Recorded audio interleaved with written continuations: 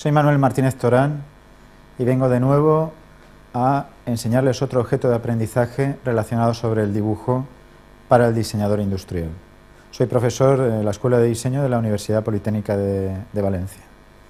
Bueno, hablando sobre lo que es el mundo del trazo, que es otro de los elementos fundamentales de los objetos de aprendizaje que vamos a hablar sobre dibujo, conviene resaltar una serie de aspectos. Uno es el espacio y soporte de trabajo, otro va a ser la postura adecuada que va a tomar el alumno cuando trabaje y dibuje con el instrumento, la sujeción del instrumento de dibujo, el trazado de las líneas y luego haremos una serie de conclusiones al respecto. Los objetivos de este trabajo, de este objeto de aprendizaje, es potenciar el trazo. Es fundamental en este sentido que el alumno invierta muchas horas de trabajo para aprender a dibujar. De esa manera aumentaremos su destreza en la medida que lo interesante es que sepa transmitir sus ideas desde el principio a través de una herramienta sencilla y natural como es la del dibujo. Empezaremos por lo que es el espacio y soporte de trabajo. Es muy importante que la mesa de trabajo tiene que estar limpia y despejada de todo elemento inútil. No solamente lo que es su espacio de estudio, sino también su espacio de trabajo, bien sea en el aula o en el laboratorio.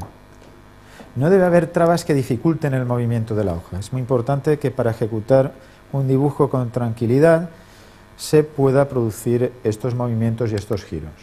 Es conveniente poner unas cuantas hojas debajo del folio o del soporte de trabajo para apoyarse correctamente o apoyar el papel donde va a dibujarse. Otro aspecto importantísimo es la postura que se tome. La postura adecuada desde un punto de vista ergonómico es mantener la espalda recta y evitar lógicamente encorvamientos, que es una tendencia habitual que tenemos incluso nosotros mismos a la hora de proyectar. Esto de alguna forma pues dificulta la mejora de las posibilidades de dibujo de nuestros alumnos. Cuanto mayor sea la distancia que se guarde entre la vista y lo que es el papel, el soporte, mayor será la apreciación de lo que estamos dibujando. Es decir, necesitamos ángulo de visión para trabajar sobre el soporte, el tamaño de soporte que se nos proponga. Es importante tener las dos manos libres, una para dibujar y la otra para sujetar y mover la hoja. La sujeción del instrumento de dibujo. Bueno, junto a algunas de las cuestiones que voy a decir, tenéis algunas imágenes que muestran un poco esa necesidad de sujeción. La facilidad de sujeción, lógicamente, está basada en los tres dedos básicos que soportan el bolígrafo o el rotulador, el medio de instrumento que utilicemos.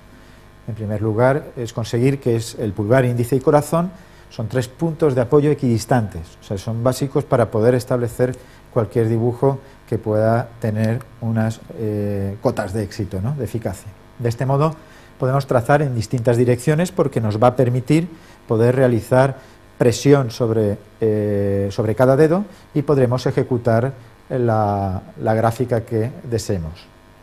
Además presentan una ligera inclinación respecto al eje de la mano, con lo cual podemos realizar esas presiones y podemos realizar efectos deseados.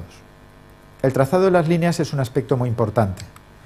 Primero porque lo que tenemos que hacer es siempre fijar el punto de inicio y el punto final del recorrido.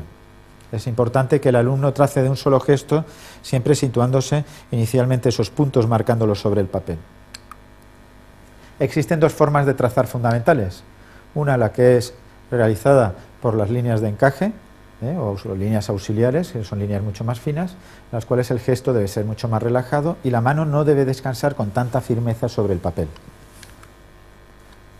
Bien, también tenemos la posibilidad de hacerlo sobre líneas de precisión, donde sí que se ejerce una mayor presión sobre el papel. Dependiendo de la longitud de la línea, podemos trabajar el movimiento de lo que es la muñeca, lo que es el movimiento del codo, incluso el del hombro y, lógicamente, el de los propios dedos. Utilizaremos la muñeca cuando las líneas no sean más largas que el movimiento que ésta permita.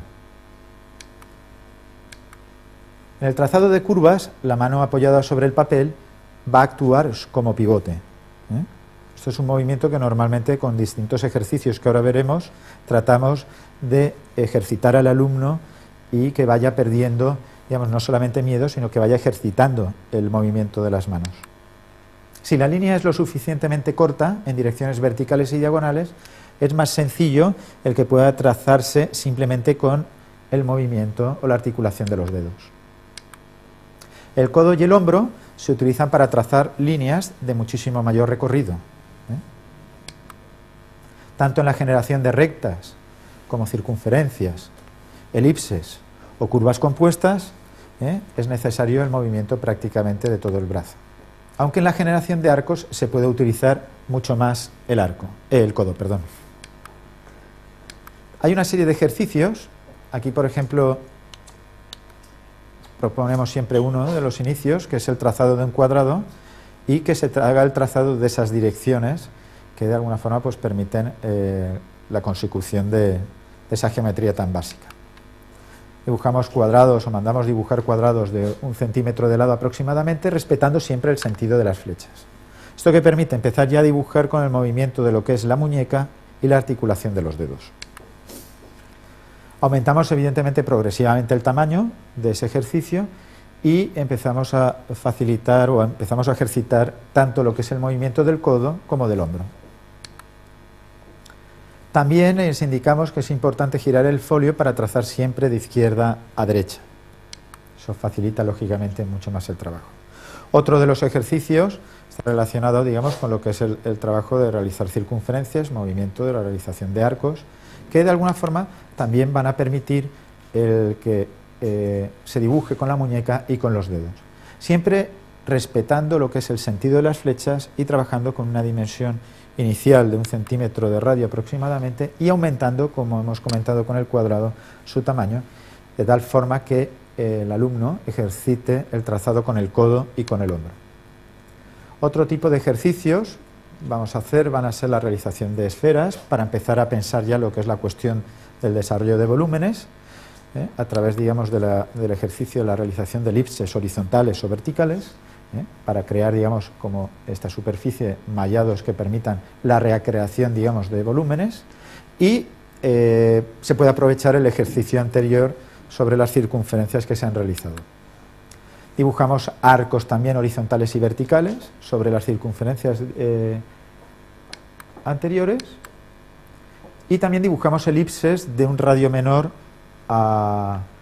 de 1 centímetro, respetando el sentido de las flechas. Volvemos también a ver cómo se dibuja con la muñeca y los dedos, cómo se aumenta el tamaño para mejorar la capacidad de utilización, digamos, de todo el recurso del brazo, incluyendo el codo y el hombro. Trazamos arcos verticales y horizontales, de modo secciones de arriba abajo y de izquierda a derecha. Y otro tipo de ejercicios que van a acercarnos también más a la tridimensionalidad ya están basados en lo que es la ejecución del cubo. La ejecución del cubo, de su trazado, de su configuración interna, de su estructuración, de poder tirar líneas paralelas y perpendiculares. Para este tipo de ejercicio dibujamos o mandamos dibujar cubos aproximadamente de 2 centímetros de lado, respetando también el sentido de las flechas. Aumentamos progresivamente el tamaño, pues, para pasar de esa articulación mano-dedos a la articulación codo-hombros.